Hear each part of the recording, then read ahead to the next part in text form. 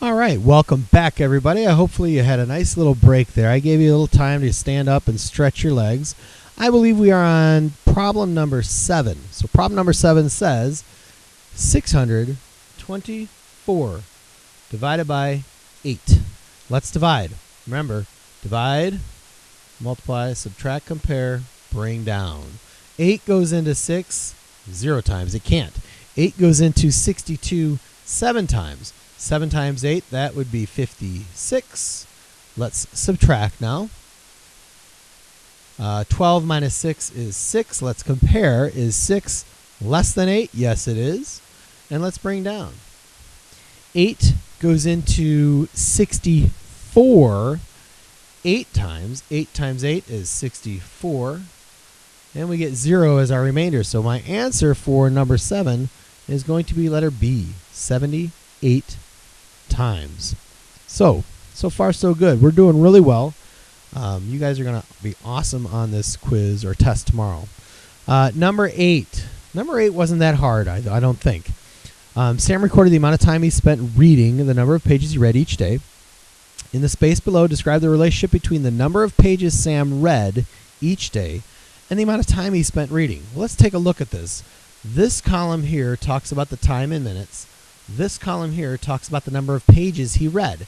So if he spends 60 minutes reading, he's going to read 20 pages. What we want to try and figure out is how much time does he spend, or does Sam spend, on one page? If I can answer that question, I should be able to figure out this one down here. So let's take a look. If I take 60 and I divide it by 20, that's going to give me the number of minutes he spends on one page. That gives me 3. And I can do that for all of these. And I think what we'll find is that he spends an average of 3 minutes per page, which means that if he spends 3 minutes per page, I can take that number and times it by the number of pages he reads to get this number over here, which would be 90. Another way to do this problem, and I'll keep the red stuff up there, but we're going to do it in blue too. Somebody mentioned this earlier. They said, hey, Mr. Lowe, if you look at this part of the graph right here, and he can read he spends 45 minutes and he reads 30 pages. Well, or not 30 pages, 15 pages. My bad. Let's fix that really quick. 15 pages.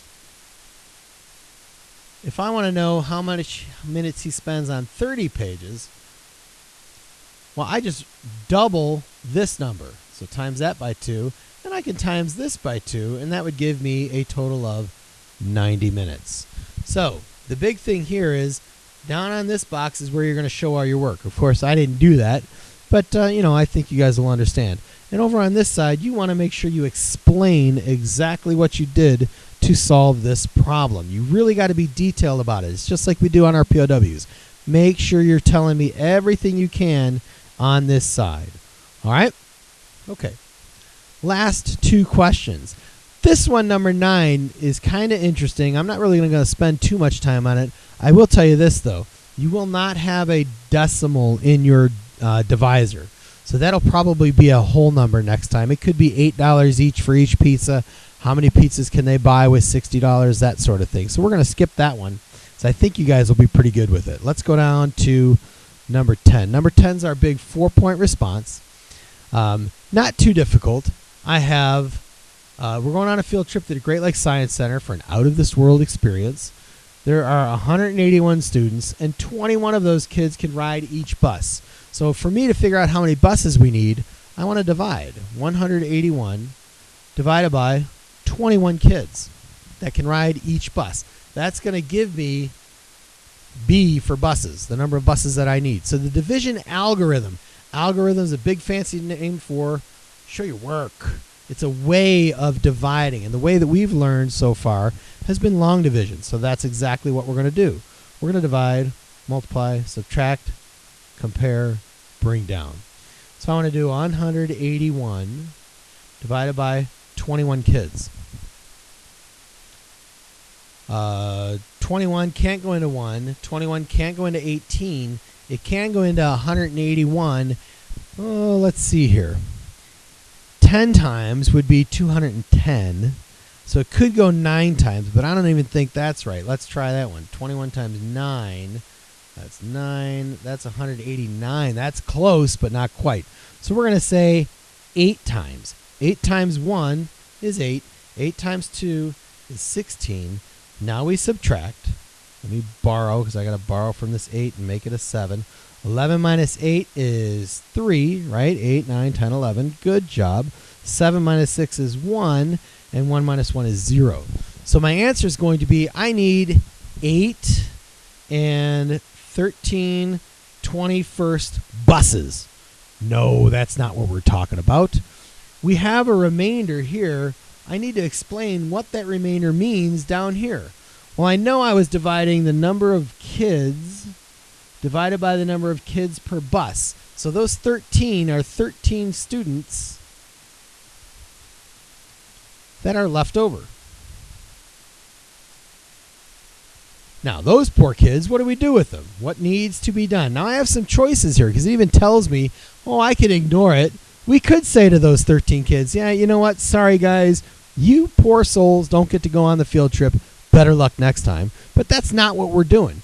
We could report it as a fraction or as a decimal, but that would mean how in the world can I get 13 21st buses? I don't know. That doesn't make a whole lot of sense. Or we could round the answer up.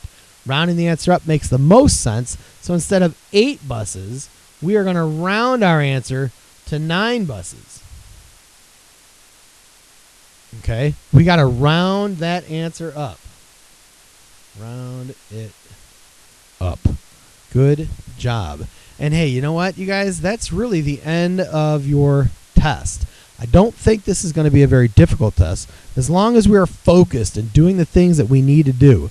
Make sure when you're dividing, you follow the steps that we do. You can sing and dance all you want in class. Just make sure you're following those steps. Remember, walk into class tomorrow with a positive attitude, and you are going to tear this test up. Good job, you guys, and we will see you in the morning.